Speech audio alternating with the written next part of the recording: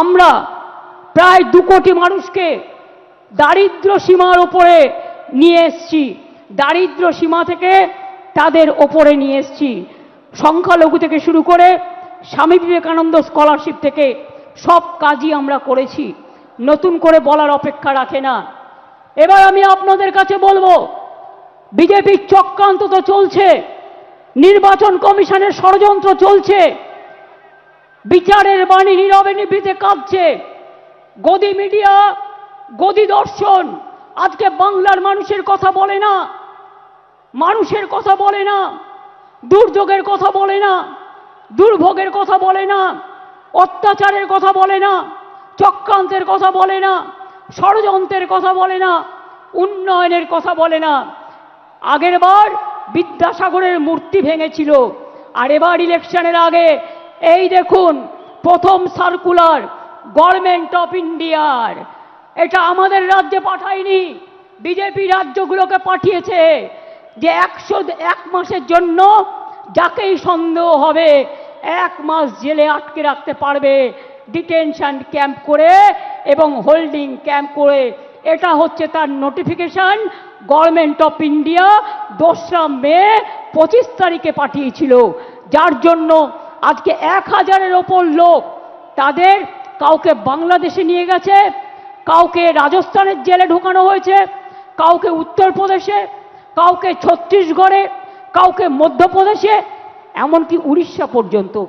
আমি বলি বিজেপির নেতৃবৃন্দকে, মনে রাখবেন এটা তো আমি দেখালাম 2002-এর, তাছাড়াও আর একটা চিঠি আমাদের কাছে এসছে, সেটা হচ্ছে আপনার জুলাই মাসে পাঠিয়েছে, procedure for deportation of illegal Bangladeshi nationals Rohingya, এটা তো পাঠিয়েছে, প্লাস আবার একটা পাঠিয়েছে আমাদের কাছে লেটেস্ট যেটা পাঠিয়েছে, ওরা সেন্ট্রাল ফোর্স থেকে আমাদের বলছে একটা নোডাল অফিসার তৈরি করতে, যারা কিনা গিয়ে ওখানে মানুষকে বাদ দেবে, ভোটার লিস্ট থেকে বাদ দেবে, বাংলার পরিচয় থেকে বাদ দেবে, বাংলার অস্তিত্ব থেকে বাদ দেবে। বাংলা ভাষার ওপর চলছে বিরাট সন্ত্রাস, বাংলা ভাষায় কথা বলা নাকি যাবে না, কে মাছ খাবে, কে মাংস খাবে, কে ডিম খাবে, কার মাথা খাবে, সব ওরা ঠিক করে দিচ্ছেন। এত সহজ নয়, বাংলা এসব মানবে না, সব মানুষের অধিকার এখানে সংরক্ষিত হবে। মনে রাখবেন আমার কাছে পুরো লিস্ট আছে, আমি এখনো জানি না বাংলাদেশে কত লোককে ফেরত পাঠিয়েছেন।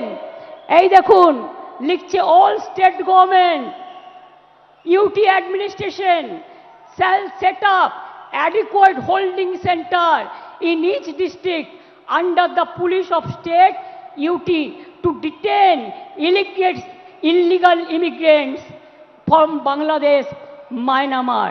এবার আমি জিজ্ঞেস করি, বিজেপির একজন নেতা বলছেন, কি বলছেন, এখানে নাকি 17 লক্ষ রোহিঙ্গা আছেন।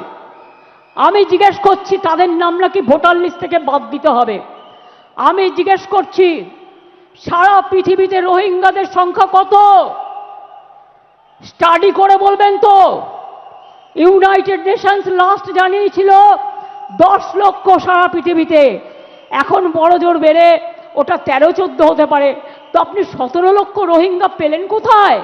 আর তারা তো মায়ানমারের লোক, সবাই রোহিঙ্গা।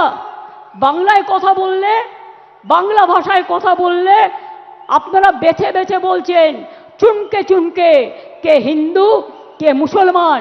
রাজবংশী ভাই উত্তম এসো তো আমার কাছে, উত্তম এসো, কুচবিহার থেকে থাকে, কুচবিহারে 50 বছর ধরে।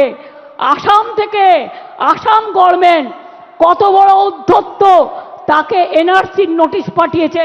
বলুন একটা রাজবংশী ভাই তার কি কি অধিকার আছে, কি অধিকার আছে বিজেপি গভর্নমেন্ট? জবাব দাও, জবাব চাই, জবাব দাও। মতুয়া ভাই বোনদের উপর অত্যাচার হচ্ছে, কি জবাব দেবে তার? জিজ্ঞেস করছি আমি, কি জবাব দেবে? বলে গেলেন এখানে 2টো ছাত্রের ওপর অত্যাচার হয়েছে। বন্ধু, 2টো ছাত্রীর ওপর অত্যাচার হয়েছে, আমরা সঙ্গে সঙ্গে অ্যাকশন নিয়েছি। আর একটা কেস তো সিবিআইয়ের হাতে আছে, আমরা সঙ্গে সঙ্গে অ্যাকশন নিয়ে কিছু ঘটলে আমরা নিজেরা কখনো এগুলোকে প্রোটেকশন দিইনি।